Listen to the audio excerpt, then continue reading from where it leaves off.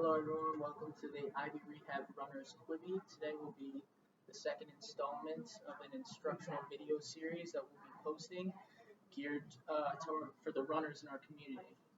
We understand with the COVID crisis, more and more people are going to be looking to the outdoors to get their exercise and get their running in, and we highly recommend that those individuals supplement their running with some strength and conditioning exercises, particularly the core, the hips, and the thighs, to try and prevent things like knee pain, hip pain, and ankle pain. Today I'm specifically going to look at some exercises that will help reduce or prevent knee pain, as that's a very common area that runners complain of. So this is a very low maintenance exercise routine you could do in your house. All you'll need is a chair. This is meant to be a towel that you can use at home, roll it up, and a mat to lie down on if that's more comfortable. So we'll start with just a quad set. Try to get a good angle for you to see. This is an isometric to start. So you're just going to tighten up the powerful muscle on top of the thigh. Drive your knee down into that towel. Alright. You can pull the toes towards you, as some people find that gives them a stronger quad contraction. But most people don't have trouble with this, as we tend to be quad dominant. So you squeeze and hold for 10 seconds, relax, and then contract again. Repeat 10 times. So again, most people don't have trouble with this because we tend to be quad dominant. For right now, it's just strictly isometric. But we're going to make it more challenging by adding some movement to the exercise next. So once we do 10, we'll go right into a straight leg raise. So you keep that quad nice and tight. You're going to lay down and lift it just to the height of the other leg. The height doesn't matter so much here. The important thing is that I don't unlock the knee. And the goal is 30 repetitions without letting the knee bend even a couple degrees. So that tends to be a bit more challenging. If you have back pain before starting this exercise, you should make a point to contract your core to keep the low back flush with the floor. So once you do 30 there, if you still find that that's pretty easy, you can make the core component a little more challenging and add a few sets of crunches. Okay? So that's going to look very similar to the last one. Squeeze the thigh and just hold the leg a couple inches above the ground, and then you do crunches there. And this is where it's going to get much harder to keep that knee perfectly straight. It's really going to want to unlock while you're focusing on tightening up the abdominals. Okay, so you could do 30 straight leg raises and then 2 sets of 10 of those crunches on each side. Alright, then we're going to roll on our side, so staying on the ground. We want to lift in the same, in much the same way as we did the last one. So you'll lie on your side. This is targeting the hip abductors, which is a muscle group that's notoriously weak in runners that complain of hip pain. And I'll show you this from a side view. A lot of people tend to bring the leg forward when they have weak glutes. You want to keep that leg in line with your spine. Okay? Keeping the quad tight. Again, you can bias the heel slightly towards the ceiling to get even more of a glute emphasis. The goal is 30 there. If that's easy, you can go against a wall. I'll show you a couple reps of that.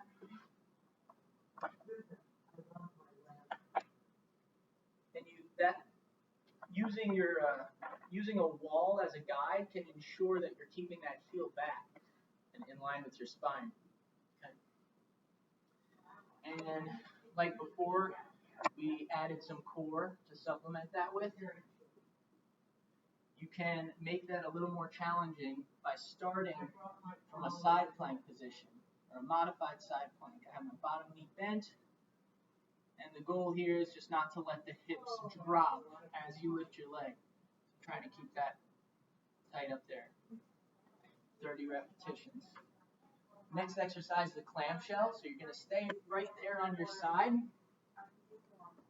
You're just going to separate the knees with the feet are going to stay stacked. Okay?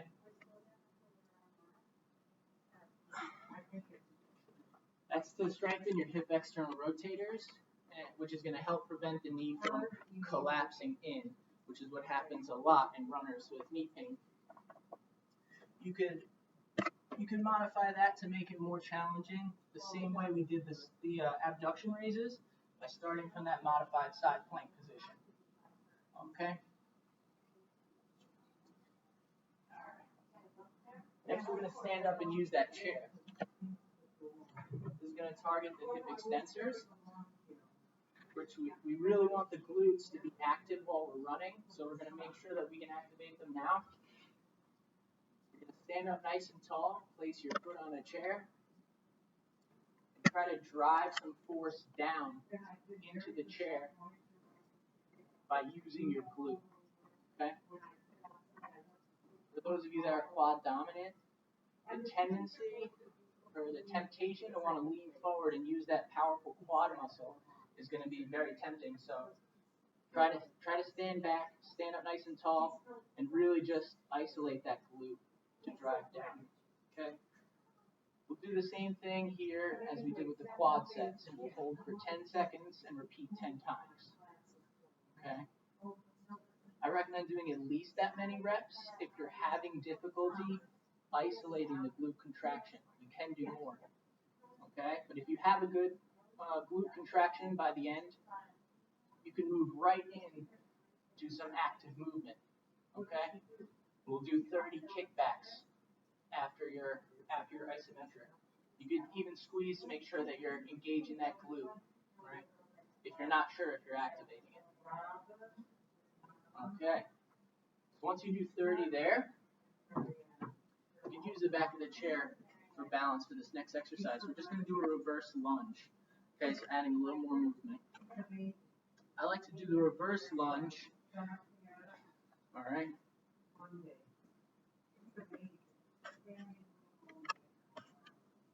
Preventing the knee from collapsing in. If you do this in front of the mirror, you don't want to see the knee end up under your belly button. All right. You want to keep it out to the side. Okay. And again, I prefer the reverse lunge to a forward lunge because with a reverse lunge, I can prevent my knee from going too far forward. As you can see here, many quad dominant people with a forward lunge will tend to drive that front knee too far forward and put too much stress on the front knee. So you just do 3 sets of 10 each leg with those reverse lunges. I think you'll be a little better with the reverse lunge in that regard on reducing knee stress. At the end of that, you have no knee pain. You can add a little plyometric to the reverse lunge and add a hop at the top of the movement.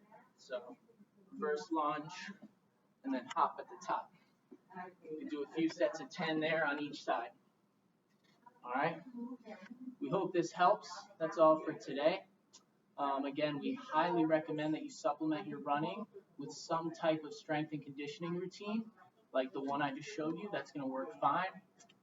Look out for our video next week and stay safe.